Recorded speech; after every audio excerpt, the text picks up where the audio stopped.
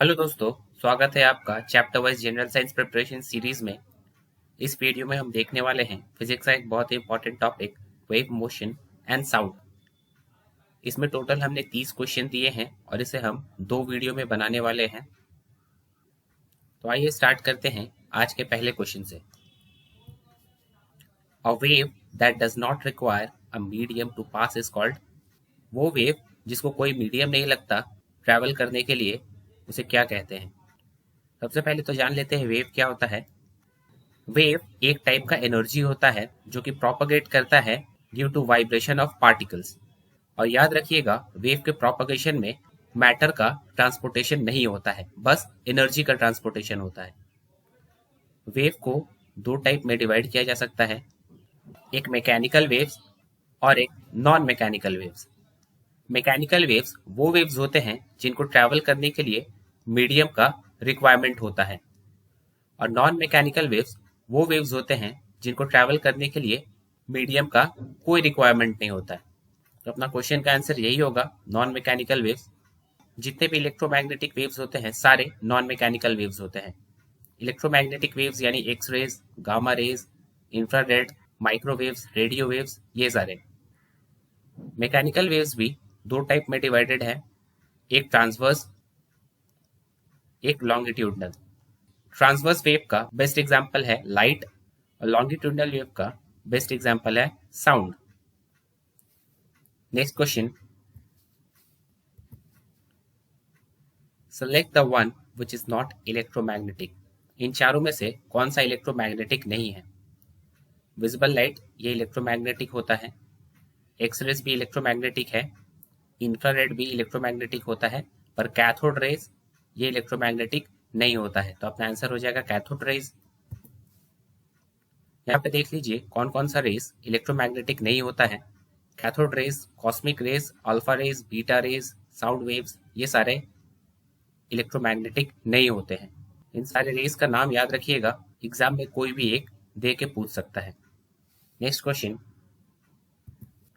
Crest and trough are seen in which wave. Crest और trough हमें कौन सा वेव में देखने मिलता है? तो ये मिलता है हमें ट्रांसवर्स वेव में देखने को। इसे समझते हैं। ये एक ट्रांसवर्स वेव है, ये एक लॉन्गिट्यूडनल वेव है।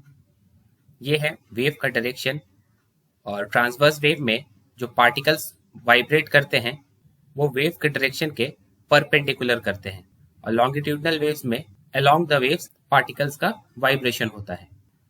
मीन पोजीशन से यहाँ तक का जो दूरी होता है उसे एम्पलीट्यूड बोला जाता है। ये जो ऊपर सबसे टॉप मोस्ट पॉइंट है इसे क्रेस्ट बोला जाता है, और नीचे वाले का बॉटम मोस्ट पॉइंट को ट्रफ बोला जाता है। और 2 कंसेक्यूटिव क्रेस्ट या 2 कंसेक्यूटिव ट्रफ के डिस्टेंस को वेवलेंथ बोला जाता है।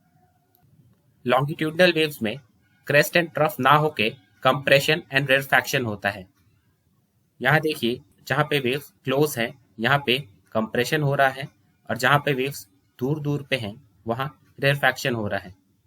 तो 2 कंप्रेशन या 2 रेरफैक्शन का बीच का जो दूरी होता है लॉन्गिट्यूडनल वेव्स में, उसे वेवलेंथ बोला जाता है, और वेवलेंथ को लैम्डा से डिनोट किया जाता है। तो याद रखिएगा, ट्रांसवर्स वेव में क्रेस्ट एंड ट्रफ होता है, और लॉन्गिट्यूडनल वेव्स में कंप्रेशन एंड रेरफैक्शन होता है। Next question,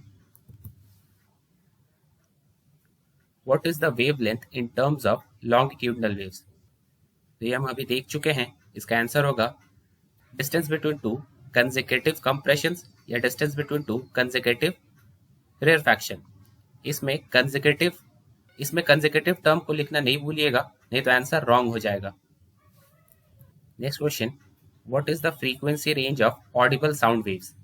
Audible sound waves यानी जो ह्यूमन ईयर सुन सकता है, तो वो होता है 20 हर्ट्ज से लेके 20,000 हर्ट्ज तक।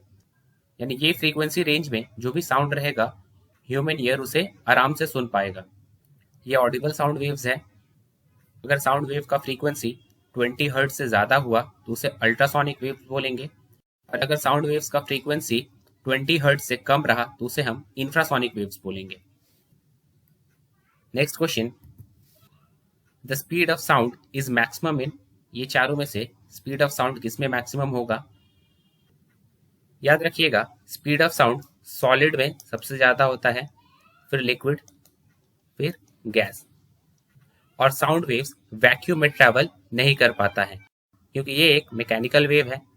So the speed of sound in vacuum will be 0। Air gas हो जा रहा है तो इसमें सबसे कम होगा।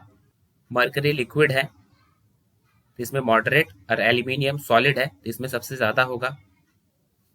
Speed of sound in aluminium is 6320 metre per second. इसे याद रखिएगा, ये 2018 के ग्रुप डी एग्जाम में पूछा हुआ क्वेश्चन है। मरकरी का 1450 मीटर पर सेकेंड होता है और एयर में 343 मीटर पर सेकेंड होता है। याद रखिएगा, टेम्परेचर जैसे जैसे बढ़ता है स्पीड ऑफ साउंड भी बढ़ते जाता है। तो अगर हमारे सराउंडिंग्स का टेम्परेचर अगर 0 डिग्री सेल्सियस है तो उस केस में स्पीड ऑफ साउंड होता है 332 metre per second. 343 metre per second sound का स्पीड 20 डिग्री सेल्सियस में रहता है। प्रेशर का साउंड पे कोई इफेक्ट नहीं होता है, यानी speed of sound is independent of pressure. और एक बात, जितना ज़्यादा इलास्टिसिटी होगा स्पीड ऑफ साउंड उतना ज़्यादा होगा, और जितना कम डेंसिटी होगा उतना ज़्यादा स्पीड ऑफ साउंड होगा। यानी speed of sound is directly proportional to the elasticity and inversely proportional to the density. Next question. Which among the following does not change when a sound wave changes medium? याद रखिएगा, जब भी sound wave एक medium से दूसरे medium में जाता है तो उसका स्पीड और वेव लेंथ चेंज हो जाता है, पर उसका फ्रीक्वेंसी ये अनचेंज रहता है। इसका आंसर होगा frequency. Next question, What is the effect of pressure on sound? तो अभी हमने देखा ये स्पीड ऑफ साउंड होगा, तो अभी हमने देखा जो स्पीड ऑफ साउंड होता है वो इंडिपेंडेंट ऑफ प्रेशर होता है, तो इसका आंसर हो जाएगा B. Next question, decibel is a unit of, decibel sound का यूनिट होता है, और प्रिसाइसली अगर बोले तो डेसिबल होता है इंटेंसिटी ऑफ साउंड का unit. Next question, The characteristic of sound that depends on frequency of sound is, कौन सा characteristic of sound frequency पे डिपेंड करता है? पहले इसका आंसर देख लेते हैं। इसका आंसर होगा pitch. Generally there are 3 characteristics of sound. 3 तरह का कैरेक्टरिस्टिक होता है साउंड वेव में। पहला पिच, दूसरा इंटेंसिटी और तीसरा क्वालिटी। पिच बताता है एक साउंड कितना शार्प या डल है, और यह डिपेंड करता है फ्रीक्वेंसी के ऊपर। जितना ज़्यादा फ्रीक्वेंसी होगा उतना ज़्यादा शार्प साउंड होगा। Next intensity, intensity of a sound बताता है कि साउंड कितना ज़्यादा लाउडर है या सॉफ्टर है। इसका यूनिट होता है डेसिबल। नेक्स्ट कैरेक्टरिस्टिक क्वालिटी, इससे हम 2 सेम इंटेंसिटी ऑफ पिच वाले साउंड को डिफ्रेंशिएट कर सकते हैं। इसका ऐसे क्वेश्चन आता है एग्जाम में कि हम अपने फ्रेंड्स और रिलेटिव्स का जो साउंड होता है उसे कौन से कैरेक्टरिस्टिक ऑफ साउंड से डिफरेंशिएट करते हैं, तो वो होगा क्वालिटी। साउंड के इसी कैरेक्टरिस्टिक के वजह से हम किसी को बिना देखे और उसका आवाज बस सुन के बता सकते हैं कि हम किससे बात कर रहे हैं। Next question, a ship sends on a high frequency sound wave and receives an echo after 1 second. एक शिप है, पानी में हाई फ्रीक्वेंसी साउंड वेव भेजता है, और इस साउंड वेव को नीचे सतह पे लड़ के ऊपर शिप तक आने में 1 सेकंड लगता है। क्वेश्चन पूछ रहा है what is the depth of the sea if the speed of sound in water is 1500 metre per second. तो हमें बताना है सी का ये डेप्थ कितना होगा अगर speed of sound in water 1500 metre per second होगा। इसका मतलब 1 सेकंड में ये साउंड वेव नीचे जाके लड़ के ऊपर तक वापस आ गया है, और 1 सेकंड में ये 1500 मीटर डिस्टेंस ट्रैवल कर रहा है। तो यहाँ से लेके यहाँ तक का डिस्टेंस इसका हाफ हो जाएगा, यानी 750 मीटर। और एक चीज जान लीजिए, ये जो टेक्नोलॉजी है जिससे हम सी के डेप्थ को नापते हैं उसे सोनार बोला जाता है। सोनार यानी sound navigation and ranging. Next question, what is the decibel level of sound produced when a person whisper. Whisper यानी धीरे धीरे बोलना। जब हम धीरे धीरे बात करते हैं तो हमारा इंटेंसिटी ऑफ साउंड कितना होता है? याद रखिएगा, ये होता है 20 डेसिबल।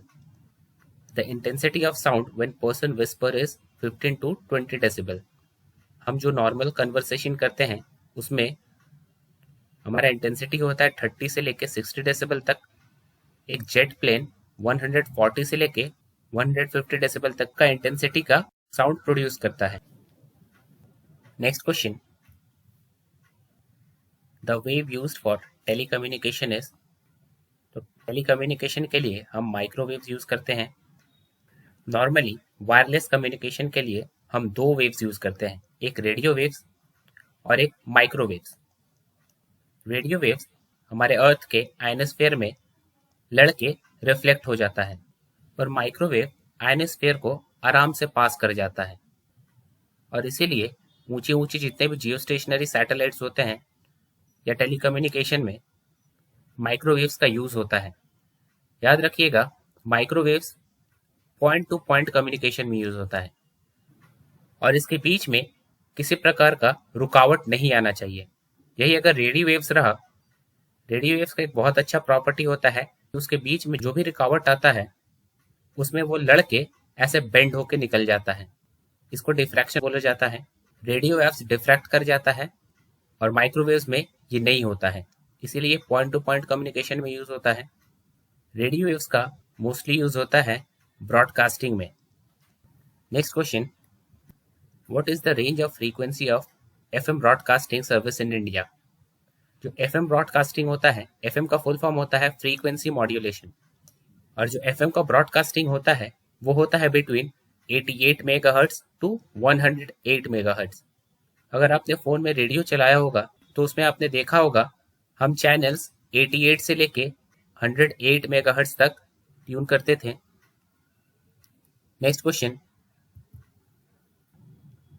सिटी स्कैन में जो सीटी होता है इसका फुल फॉर्म क्या होता है। इसका फुल फॉर्म होता है कंप्यूटेड टोमोग्राफी। ये एक special type of X-ray test होता है जिसमें एक्सरे के यूज से हम बॉडी का क्रॉस सेक्शनल इमेज निकालते हैं। तो याद रखिएगा, कंप्यूटेड टोमोग्राफी में भी एक्सरे का यूज होता है। तो ये था इस वीडियो का लास्ट क्वेश्चन। आशा करता हूँ ये वीडियो आपको पसंद आया होगा। अगर आपको ये सारे क्वेश्चंस पहले से देखना है तो आप हमारे वेबसाइट विजिट कर सकते हैं। वेबसाइट का लिंक हमने डिस्क्रिप्शन बॉक्स में दे दिया है। तो मिलते हैं अगले वीडियो में, तब तक के लिए goodbye and thanks for watching.